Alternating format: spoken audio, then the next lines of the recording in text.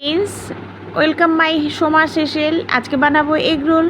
নিয়েছি বাদাম ভেজে নিয়েছি, আর তারপরে নিয়েছি শসা, লঙ্কা আর পেঁয়াজ। এটা আমি বিট লবণ আর গোলমরিচ দিয়ে মেখে রেখেছি। এরপরে ময়দাগুলোকে বেলে পরোটার মতো করে তেল দিয়ে ভেজে আমি প্রত্যেকটা পরোটার মতো করে ভেজে আমি তুলে রাখবো। তারপরে চাটুতে আমি দিয়ে দিচ্ছি হচ্ছে ডিম ফাটিয়ে দিলাম একটা। সেই ডিমের মধ্যে ওই পরোটার মতো করে আমি ভেজে রেখেছি সেটা আমি ওই ডিমের মধ্যে দিয়ে দিচ্ছি।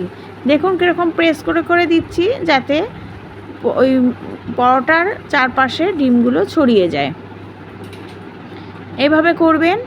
যদি একটু স্লাইড দরকার পড়ে একটু তেল দিয়ে দেবেন চামচ করে, দিয়ে তারপরে দেখুন আমি উল্টে নিচ্ছি। রেডি হয়ে গেল। এরকমই আমি আরেকটা করে দেখাচ্ছি। বলেছিলাম প্রথমেই পরোটার মতো করে আমি তেল দিয়ে ভেজে আমি সব তুলে রেখেছি। এরপরে আবার দিচ্ছি, ডিম ফাটিয়ে দিলাম, তারপর ওই পরোটাটা ওর মধ্যে দিয়ে দিলাম।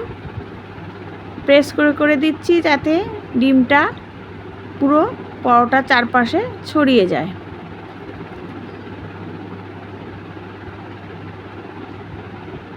প্রেস করে করে দেবেন। দরকার পড়লে একটু চামচ করে অল্প করে চারপাশে তেলও দিয়ে দেবেন।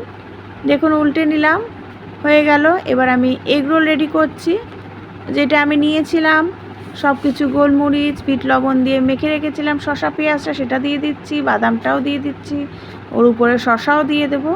দিয়ে কাগজ দিয়ে মুড়িয়ে নিলেই হচ্ছে এগ রোল রেডি হয়ে যাবে। সন্ধ্যাবেলার জন্য কিন্তু জমে যাবে। প্লিজ সাবস্ক্রাইব, বেল আইকনটা কিন্তু প্রেস করবেন। খুবই তাহলে আমি এগিয়ে যেতে সাহায্য হবে। প্লিজ বেল আইকনটা প্রেস করুন।